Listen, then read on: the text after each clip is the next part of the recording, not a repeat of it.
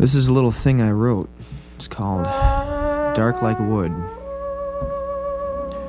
This is a special little story for TM. You know the difference between me and you, she asks.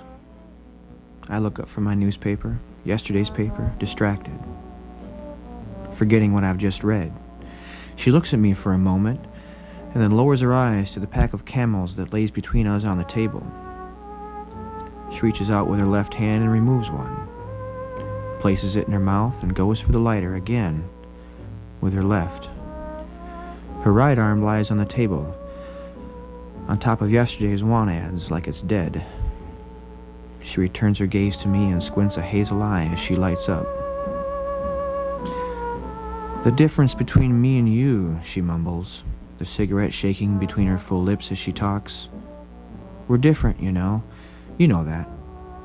I nod a bit and raise my eyebrows, then look back to the paper. She thumps her fingers on the table, and I think how it's the only noise in the house. No furnace rumbling, no radiators clanking, no humming refrigerator. It's 7:30 and the guys are still asleep.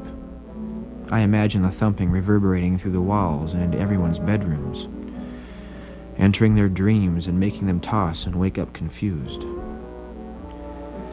I managed to tune out the thumping and start reading an article on assisted suicides.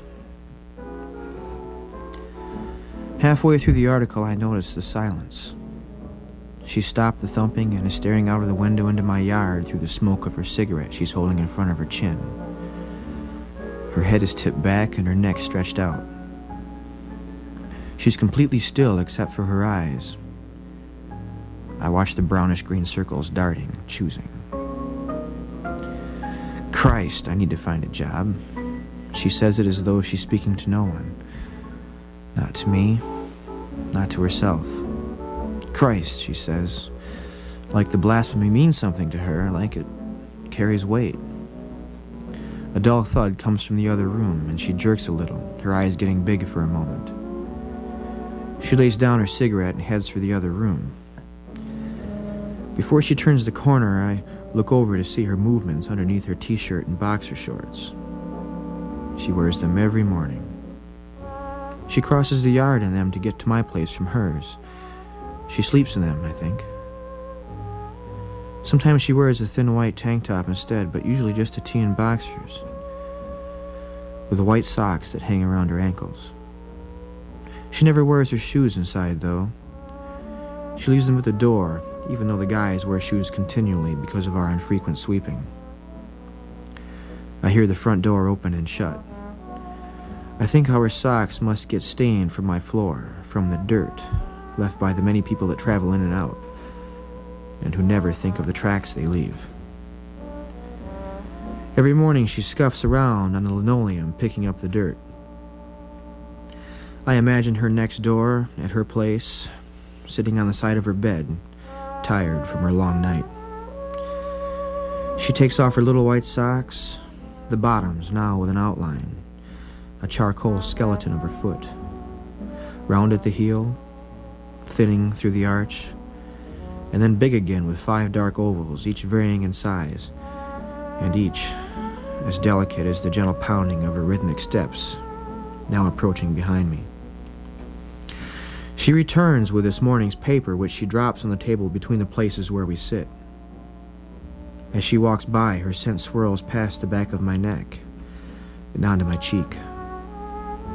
Clean laundry, cigarettes, something feminine and indescribable. She goes to sit in her chair again, but stops and moves behind me. What are you reading there? She leans over my shoulder with her face next to mine. Her straight brown hair hangs down onto my chest. I hesitate while I feel her closeness, her warmth, her breath on me. I think about her lips, what they would taste like and what they would feel like on mine. Human. Very human. I think about touching her, touching my cheek on hers, and then turning and kissing her. She's so close. If I move just 2 inches to my right. I feel myself tremble, and she turns her face slightly in my direction. I remain staring at the paper. I don't need to look to see her. The curve of her lips, her thin nose, upturned with a slight hump in the middle, her dark eyelashes and gentle gaze beneath slightly sinister eyebrows. I know her face. I see it every morning. She exhales and her breath hits my cheek near my mouth. It's thick and warm. The nerves in the corners of my eyes begin to flinch as I turn to face her. I look at her eyes from one to the other. She smiles, showing her top teeth, and returns to her chair. Where do you go at night, I ask. All over, she says. There's always something to do. You should come along sometime. Yeah, sure, and get home just in time to get up. It's a lot of fun. Besides, what do you have to get up for? Every morning I stop in after I get home, and you're wide awake at the crack of dawn. I like the regular hours. I get stuff done. No response. I guess I feel better in the mornings, I continue. Not physically better, but everyone else is still sleeping and I'm up. It's like I'm suffering or something. Suffering. She grins and nods like she could have predicted what I just said, as if I confirmed some insight she has into my character. Still, you should get out. Writers need some adventure, some indulgences, or they'd have nothing to write. Tell that to Emily Dickinson. She spent her life in her room and was able to write to millions about the human condition. I suddenly feel too academic under the silence that follows my comment. I'll go out with you sometime, I say. You don't have to, you know, she says, lighting up another cigarette. Oh, I'd like to, though. It'd be nice to see you other than just in the mornings. Yeah, she says, nodding and smiling. We could have a lot more fun than just coffee and cigarettes in the morning. We could sleep in. My cheeks burn as her steady eyes brand me. I quickly look away, grabbing this morning's paper, and read the headlines. Kevorkian plays God again. I hear no movement from her, no rustling of newspapers, no thumping of fingers, no breathing. Just a very slight crackle of tobacco combusting to ashes as she draws from her cigarette. My eyes follow the line of front-page print. Who pleaded no contest to blah, blah, blah. Trying to ignore the silence she's created.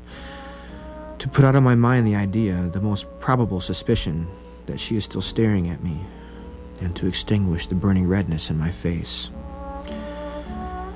I feel her gaze all over my face as my blush and I sit in judgment for the sins we have not yet committed. And then, like a springtime gust through a slowly opening door, I hear her breath on her teeth and lips as she exhales, ending the silence.